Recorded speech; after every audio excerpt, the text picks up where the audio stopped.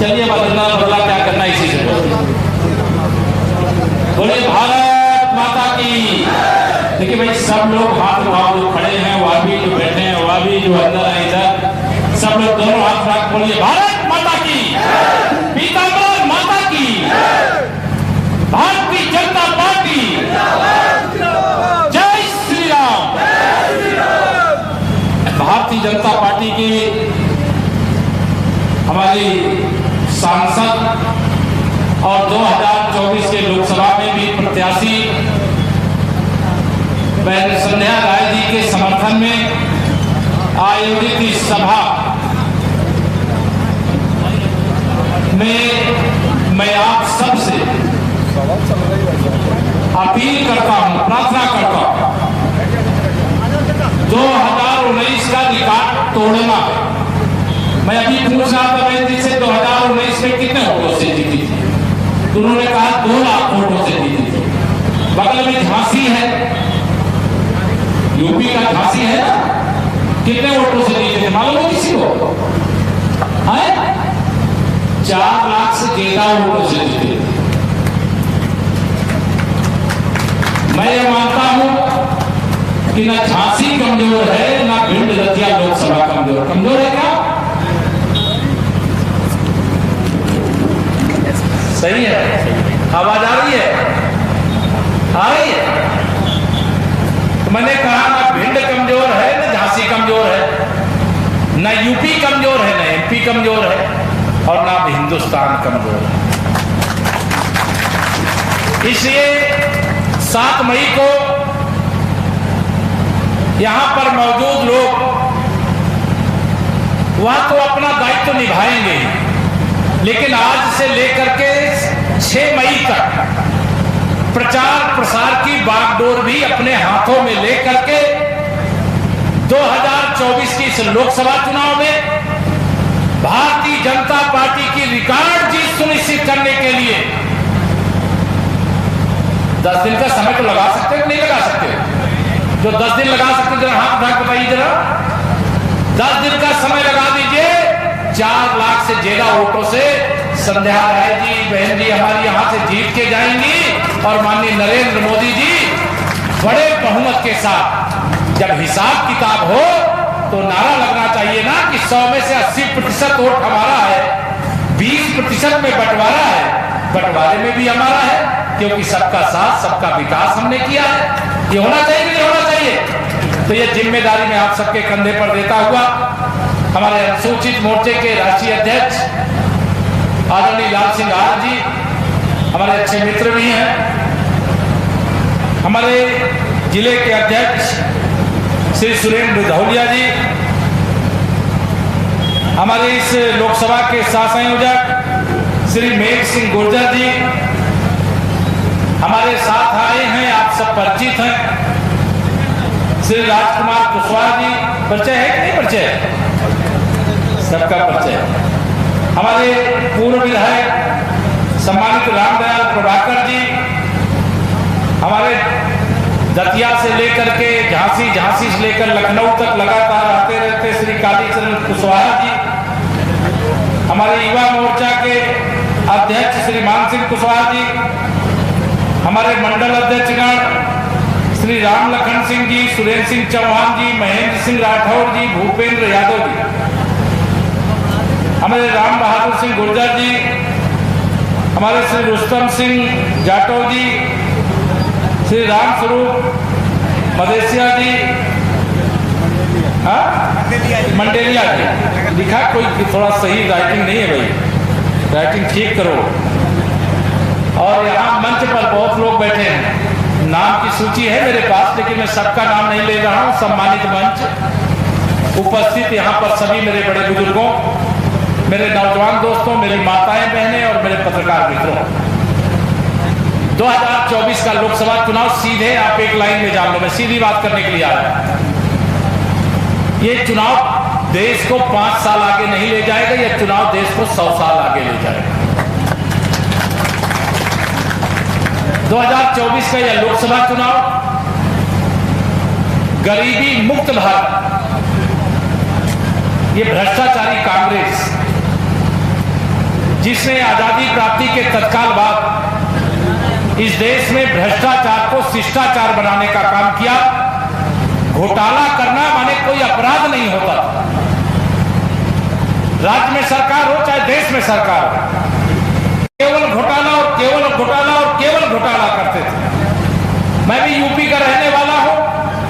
जब विधायक सांसद नहीं था, डिप्टी सीएम नहीं था, मध्य प्रदेश आया करता था, उस समय शायद दिग्विजय सिंह जी की सरकार यहां हुआ करती थी। उस समय की सड़कें याद है कि भूल गए आप लोग? बीच में थोड़े समय के लिए फिर कांग्रेस आ गई। दुर्दशा मध्य प्रदेश की शुरू हो गई थी कि नहीं शुरू हो गई थी? बताओ, शुरू हो गई थी कि नहीं शुरू हुई थी? फिर आपने मध्य प्रदेश में भारतीय जनता पार्टी के हमारे आदरणीय शिवराज सिंह चौहान जी की अगुवाई में वापसी कर लिया। मध्य प्रदेश की बर्बादी रुक गई, विकास शुरू हो गया। 2023 के विधानसभा चुनाव में आपने रिकॉर्ड विजय दिलाने का काम किया। कांग्रेस उस समय भी इस गुमान में थी कि मध्य प्रदेश तो से भाजपा जा रही है, लेकिन जब ईवीएम मशीन खुली तो कमल का फूल खिल गया, विकास का फूल खिल गया, सुशासन का कमल खिल गया, गरीब कल्याण का कमल खिल गया, लाडली बहना का कमल खिल गया, किसानों के सम्मान निधि का कमल खिल गया, नौजवानों के उज्जवल भविष्य का कमल खिल गया। सब चीज ऐसी हो गई जिसको वर्णन करना शायद पूरी श्रीमद् भागवत कथा की तरह सुनाना पड़ेगा, तब शायद वह पूरा होगा। लेकिन कमल का फूल खिलने का मतलब बदलाव कैसा होता है। 2014 में माननीय नरेंद्र मोदी जी के नेतृत्व में अगर आपने देश में सरकार न बनाई होती तो जो समस्याएं कांग्रेस के द्वारा दी गई थी देश को और प्रदेश को, वो समस्याओं का समाधान हो पाता क्या? मुझे याद है उत्तर प्रदेश के अंदर जब हम 2017 से पहले तक सरकार में नहीं थे, मध्य प्रदेश का भी ये बुंदेलखंड का जो क्षेत्र है, पानी के लिए त्राहिमाम मचा था कि नहीं मचा था? बताइए, भूल गए कि याद है? जब माननीय नरेंद्र मोदी जी के नेतृत्व में देश में कमल का फूल खिलता है तो हर घर तक नल से जल पहुंचाने का काम भी होता है। यह मोदी सरकार की गारंटी है। जिन गरीबों के पास रहने का घर नहीं होता है, जब माननीय नरेंद्र मोदी जी के नेतृत्व में देश में सरकार आप बनाने का काम करते हैं तो उन्हें प्रधानमंत्री आवास मिलता है, अनेक और जो अनुबंध सुविधाएं हैं वह भी मिलती। मैं उसको विवरण में नहीं जाना चाहता। जब माननीय नरेंद्र मोदी जी के नेतृत्व में सरकार आई तो प्रधानमंत्री किसान सम्मान निधि शुरू हुई, 6000 साल में आता था। अब तो मध्य प्रदेश ने भी अपना टॉपअप लगा दिया, अर्थात अब 12,000 रुपया, 1,000 रुपया महीना अगर हिसाब जोड़ा जाए तो साल में 12,000 आता है कि नहीं आता है? दोनों हाथ उठा बताओ, आता है कि नहीं आता है? जो छोटे किसान हैं उनके लिए संजीवनी बूटी का काम करता है कि नहीं करता है? जो कभी बीज के लिए, खाद के लिए, अनेक अन्य जरूरतों के लिए 1,000-2,000 रुपए कहीं से व्यवस्था हो जाए, नहीं हो पाती, कर्ज लेते थे, फिर उसका ब्याज अदा करते थे। लेकिन आज 12,000 रुपए सम्मान निधि के रूप में आपको समर्पित करने का काम किया जाता है। ऐसे अनेक काम हो रहे हैं जिस पर मैं जाना नहीं चाहता, क्योंकि अब केंद्र में सरकार बनाने का चुनाव है। माननीय नरेंद्र मोदी जी के नेतृत्व में 10 साल जो काम किया गया, आप उससे खुश हो कि नहीं खुश हो? दोनों हाथ में बताओ, खुश हो कि नहीं खुश हो? फिर एक बार मोदी सरकार चाहिए कि नहीं चाहिए? दोनों हाथ में बताओ, चाहिए कि नहीं चाहिए? ये सपा बसपा का नाम मुझे यूपी का भाषण देता हूं याद आ जाता है। सपा बसपा कांग्रेस का भी नाम उसमें आता है, क्योंकि यूपी से तो कांग्रेस मुक्त हो गई। यूपी में कांग्रेस का इस बार खाता नहीं खुलेगा। पिछली बार कांग्रेस की अम्मा श्रीमती सोनिया गांधी जी वहां रायबरेली से जीत गई थी। जब इस बार उनको लगा कि नहीं जीत पाएंगी तो राजस्थान से राज्यसभा के रास्ते चली गई। अभी रायबरेली और अमेठी में उन्होंने अपना प्रत्याशी घोषित नहीं किया। मैं आपको बताना चाहता हूं कि हम उत्तर प्रदेश की 80 लोकसभा सीटें जिताने जा रहे हैं माननीय मोदी जी को तीसरी बार प्रधानमंत्री बनाने के लिए। भिंड दतिया लोकसभा क्षेत्र में रिकॉर्ड बनना चाहिए।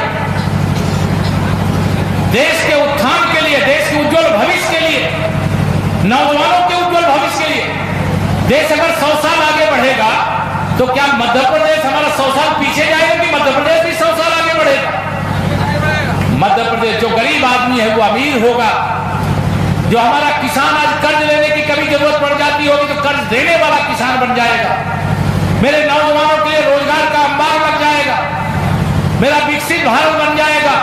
हर गांव तक जो जरूरी सुविधाएं वो उपलब्ध हो जाएंगी। भ्रष्टाचार से विकास नहीं होता। कांग्रेस ने आजादी के बाद से लगातार भ्रष्टाचार किया और माननीय नरेंद्र मोदी जी के नेतृत्व में आपने सरकार बनाया। 52 करोड़ लोगों के बैंक के खाते खोले जिनके खाते नहीं खुले थे। 34 लाख करोड़ रुपया केंद्र सरकार के माध्यम से विभिन्न योजनाओं में सीधा उनके खाते में भेजने का काम किया गया। अगर ये कांग्रेस की सरकार दिल्ली में होती तो 34 लाख करोड़ रुपया में से लोगों को मिलता 5 लाख करोड़ रुपया, 29 लाख करोड़ रुपया चाहे वो दिग्विजय सिंह डकार जाते, चाहे श्री राहुल गांधी जी का गैंग डकार जाता, चाहे कमलनाथ जी डकार जाते, लेकिन किसानों को नहीं मिल सकता। ये कांग्रेस के दलालों को मिल सकता था, गरीबों को वो हक नहीं मिल सकता था। लेकिन भारतीय जनता पार्टी की आपने सरकार बनाई, मोदी जी के हाथों में देश की बागडोर सौंपी। जब वह मध्य प्रदेश के मुख्यमंत्री थे, वो गुजरात के मुख्यमंत्री थे, तब दुनिया में गुजरात को नंबर 1 कर दिया पूरी दुनिया में। अब मेरे मोदी जी का सपना है कि मैं देश को दुनिया में नंबर 1 पर पहुंचाने का काम करूं। देश को दुनिया में नंबर 1 पर पहुंचाने का काम क्या श्री राहुल गांधी कर सकते हैं? क्या दोनों हाथ उठा बताओ, कर सकते हैं क्या? कौन कर सकता है? नरेंद्र मोदी जी कर सकते हैं। दुनिया के बड़े बड़े देशों के नेता, वहां के राष्ट्रपति, वहां के प्रधानमंत्री मेरे मोदी जी के पीछे पीछे चलते हैं। मेरा भारत वो भारत है जिसके पीछे संसार खड़ा, लेकिन मेरा मोदी वो मोदी है जिसके पीछे संसार चला। आज दुनिया में भारत का डंका बज रहा है, मोदी जी का डंका बज रहा है। मोदी जी का डंका बजने का मतलब मध्य प्रदेश का, उत्तर प्रदेश का, देश का डंका दुनिया में बज रहा है। मैं आप सबको आह्वान करने के लिए आया हूं। 7 मई को चुनाव है, 10 दिन का समय लगा दीजिए। मध्य प्रदेश को, देश को 100 साल आगे बढ़ाने के लिए क्या कष्ट उठाना है। वोट तो आप लगातार देते रहे, आगे भी देंगे, लेकिन मोदी जी ने कहा है कि अगर हम तीसरी बार 400 पार आप सबके आशीर्वाद से आते हैं, 400 पार आने का लक्ष्य भी है। क्या करेंगे? 5 साल तक प्रधानमंत्री गरीब कल्याण अन्न योजना का राशन फ्री मिल रहा है कि नहीं मिल रहा? बताओ। क्या कभी इतने लोगों को ही मिल रहा है? सबको नहीं मिल रहा क्या? जरा मिल रहा है तो दोनों हाथ उठा के बताइए। प्रधानमंत्री गरीब कल्याण अन्न योजना का राशन 5 साल और लगातार इसी प्रकार से वितरित होता रहेगा। अभी 2023 में आपने विधानसभा के लिए वोट डाला, 2024 में आप लोकसभा के लिए वोट डालने जा रहे हैं। मेरे प्रधानमंत्री जी कहते हैं एक देश में एक साथ लोकसभा और विधानसभा का चुनाव होना चाहिए, जिससे 5 साल केवल विकास होना चाहिए और 5 साल बाद फिर चुनाव होना चाहिए। बताइए, एक देश में एक साथ चुनाव होना चाहिए कि नहीं होना चाहिए? दोनों हाथ उठा के बताइए, होना चाहिए कि नहीं होना चाहिए? एक देश में एक साथ चुनाव के लिए हमें 400 पार चाहिए। एक देश में सबके लिए एक कानून होना चाहिए कि नहीं होना चाहिए? हिंदू के लिए अलग, मुसलमान के लिए अलग। ये दोहरी व्यवस्था चलेगी क्या? चलनी चाहिए क्या? माननीय नरेंद्र मोदी जी के नेतृत्व में भारतीय जनता पार्टी ने देश से वादा किया है, वही वादा कि अगर हम बहुमत से देश में आएंगे तो 370 हटा देंगे। हटा दिया, जो कहा वो कर दिया। देश की जनता से वादा किए थे अगर हम 300 पार आएंगे। पूज्य अटल जी ने भी कहा था, उस समय हमारे पास बहुमत नहीं था। जब आदरणीय मोदी जी आए तो हमारे पास बहुमत था। वादा किया था कि रामलला का भव्य मंदिर उनके जन्म स्थान पर बनवाने का काम करेंगे। 500 साल बाद बताइए, रामलला का भव्य मंदिर उनके जन्म स्थान पर बना दिया कि नहीं बना दिया? दोनों हाथ उठा बताइए, बना दिया कि नहीं बना दिया? तो एक देश में विधानसभा और लोकसभा का चुनाव एक साथ कराने का वादा है, वह कराएंगे। उसके लिए 400 पार चाहिए। एक देश में सबके लिए एक कानून बनाने के लिए, सामान्य नागरिक संहिता लाने के लिए 400 पार चाहिए। पाकिस्तान के कब्जे में कश्मीर का हिस्सा कांग्रेस ने सौंप दिया था, वहां भी तिरंगा फहराएंगे, उसके लिए भी 400 पार चाहिए। इस देश के गरीब से गरीब जो व्यक्ति है उसके जीवन को भी खुशियों से भर देंगे, इसके लिए 400 पार चाहिए। इस देश में जितने भी भ्रष्टाचारी हैं जांच कराएंगे, जांच कराने के बाद अगर वो दोषी पाए गए तो उनको जहां भी जेल है उस जेल में जरूर भेजेंगे। ये मोदी की गारंटी भी है। भेजना चाहिए नहीं भेजना चाहिए? ये कांग्रेस वाले कह रहे हैं कि हमने जो भ्रष्टाचार किया है पहले किया है उसको माफ कर दो, हम मोदी चालीसा पढ़ना शुरू कर देंगे। समझे मेरी बात? कांग्रेस वाले कह रहे हैं, सपा बसपा वाले कह रहे हैं, राष्ट्रीय जनता दल वाले कह रहे हैं, टीएमसी वाले कह रहे हैं, जितने भी भ्रष्टाचारी दल हैं और भ्रष्टाचार के दलदल में डूबे हुए हैं उनकी जांच हो रही है। और जिन लोगों ने देश को लूटा है, मोदी जी ने कहा है मैं उन्हें छोड़ूंगा नहीं, ना खाऊंगा ना खाने दूंगा। जिसने भी खाया है पाई पाई वसूल करके देश की भलाई में, गरीब की भलाई में लगा दूंगा।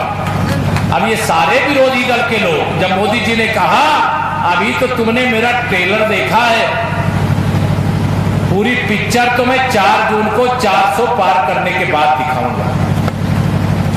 देखना चाहते हो पिक्चर कि नहीं देखना चाहते हो? जो देखना चाहते हो जरा दोनों हाथ उठा बताओ मुझे। 400 पार करिए, ऐसी पिक्चर देखने को मिलेगी कि ये जो भ्रष्टाचार करने वाले बेईमान नेता है ना, इनकी आने वाली 1000 पीढ़ियां भ्रष्टाचार करने की नहीं सोचेंगी।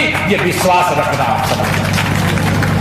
मोदी जी को अपना वोट देने का मतलब है जैसे हम प्रधानमंत्री बनाने के लिए नहीं, अपना अभिभावक बनाने के लिए वोट दे रहे हैं, अपना संरक्षक बनाने के लिए वोट दे रहे हैं। कोई बच्चा है तो जैसे कोई अपने घर के बड़े बुजुर्ग का हाथ मजबूत करता है, वो कह सकता है कि मोदी जी का हाथ मजबूत हुआ तो मेरे बाबा का, मेरे दादा का हाथ मजबूत हो गया। कोई बड़े बुजुर्ग हैं तो उनको लग सकता है कि मेरे साथ मेरे आयु के समकक्ष हैं, उनका हाथ मजबूत करने का काम कर दिया, देश का हाथ मजबूत करने का काम कर दिया। मैं आप सब लोगों से बहुत सारी बातें कहना, लेकिन सारी बातों का निष्कर्ष एक ही है, 7 मई को आपके यहां मतदान होना,